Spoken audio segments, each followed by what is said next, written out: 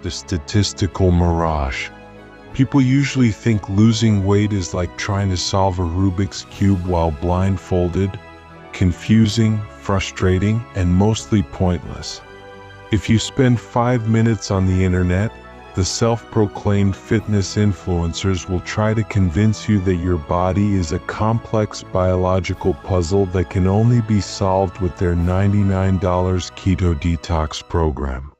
They'll tell you it's 50% diet and 50% exercise. But let's be real, that math is garbage. It's a statistical mirage designed to keep you buying gym memberships you won't use and supplements you don't need. In reality, diet and exercise combined are barely 25% of the battle. Another 25% is high-quality sleep, which most of us trade for one more episode of a show we don't even like. And the other 50% is actually doing what you said you would do when you were looking at yourself in the mirror at 2 a.m. feeling motivated. Weight loss isn't about trying harder.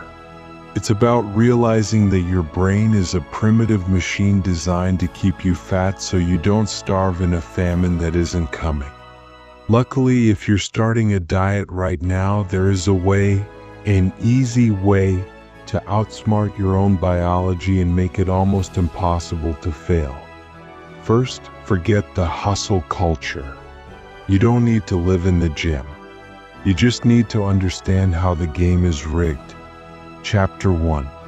The inspiration trap and the dopamine loop. Step 1 for most people is to get inspired. You watch a montage of a guy running in the rain, or you see a candid photo of yourself where your chin looks like it's trying to escape your face. You feel a surge of energy. This is dopamine. It's your brain's way of rewarding you for thinking about doing work without actually doing any work. Inspiration is a scam.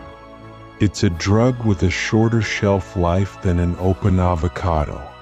It lasts for about 24 hours, and the moment it rains or your boss yells at you or you smell fresh pizza, inspiration packs its bags and leaves. This is where most people quit. They think because the feeling is gone, the progress must stop.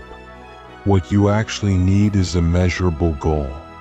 I want to be fit is a dream. A dream is useless because it has no boundaries. I want to lose 5 pounds by July 1st is a mission. When your brain has a deadline, it stops treating the diet as optional. But even a mission needs a plan. Not a 12-week transformation plan, but a tactical upgrade. Replace your sugary breakfast cereal, which is basically dessert disguised as health food, with 3 boiled eggs and some strawberries. Because protein and fiber are the biological off switches for hunger. This one change is often enough to drop multiple pounds in weeks because you're finally speaking your body's language instead of fighting it. Chapter 2. Designing your environment, the laziness filter. Having a plan isn't enough because deep down you are inherently lazy. We all are. Evolution designed us to conserve energy. If there is a path of least resistance, your brain will take it every single time. Think of your willpower like a phone battery.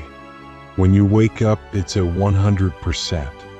But every time you make a decision, what to wear, how to reply to an email, whether to ignore a rude driver, the battery drains. By 6 p.m., your willpower is at 5% and screaming for help. If you have to boil eggs at 7 a.m. while you're half asleep, you won't do it. You'll grab a bagel. So you need to rig the game. Use your laziness as a filter. Boil the eggs the night before.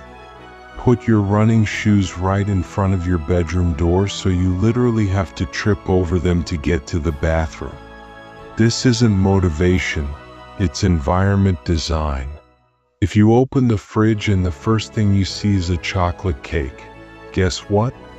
You're eating cake. Move the junk food to the back of the pantry, preferably behind those heavy bags of flour or old Tupperware you never use. If eating junk food requires you to get a ladder and move 3 boxes, your inherent laziness will win, and you'll just eat the apple sitting on the counter. Make the right choice the easiest choice. Chapter 3: The Rounding Up Rule and the Calorie Illusion. Now for the part everyone hates: calories. The unqualified experts love to debate whether a calorie is a calorie. But the physics are simple. Thermodynamics doesn't care about your feelings. If your body burns 2,000 calories and you eat 1,700, your body is forced to eat its own stored fat for energy. It's like a biological savings account you've been forced to withdraw from. But counting calories manually is a fast track to a mental breakdown. Apps lie. Labels lie. And your stomach? Your stomach is a pathological liar. It will tell you it's starving 30 minutes after a full meal just because it saw a commercial for fries. Here's the cheat code: the rounding up rule. If you think a slice of pizza is 300 calories, it's 500. If you think that light salad dressing is 50 calories, it's 100. Always assume the world is trying to sneak extra calories into your system. Also, prioritize protein. Your body burns about 25% of protein calories just trying to digest them. It's the only food group that actually costs energy to process. Keeps you full, it protects your muscles, and it keeps you from feeling like a hungry ghost wandering the kitchen at midnight looking for shredded cheese. Chapter 4: The Psychology of No and the Trap of Tomorrow. The most dangerous words in the English language are, "One cheat meal won't hurt." It sounds logical, but it's a psychological trap. A cheat meal isn't just extra calories. It's a signal to your brain that healthy eating is a prison sentence, and junk food is the escape. It reinforces the idea that you are suffering. You need to build willpower, which is just the ability to tell yourself no without throwing a tantrum. The next time someone offers you a free donut at the office, look at it. Realize that the pleasure of eating it lasts 30 seconds, but the feeling of saying no and staying in control lasts all day. That's a dopamine hit of superiority, and it's much more addictive than sugar. But remember, willpower is finite. Don't test it. If you keep buying peanut butter and jelly and putting them at the front of the fridge, you don't actually intend to stick to your diet. You're just looking forward to the day you give in. Stop lying to yourself. If it's not in the house, you can't eat it. Simple. Chapter 5: NEAT, the Secret Weapon of the Lean. Exercise is great for your heart, but for fat loss, that 1 hour in the gym matters way less than the other 23 hours of the day. It's called NEAT, non-exercise activity thermogenesis. It's a fancy way of saying moving around like a normal human. Cleaning your room, taking the stairs, pacing while you're on a phone call, or even fidgeting.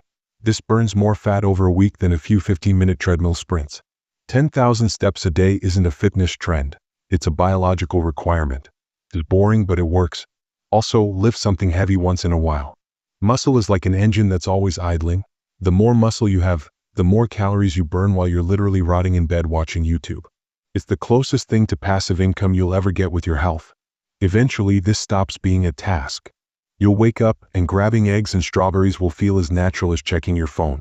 This is when the diet ends and your new personality begins. You're no longer trying to lose weight.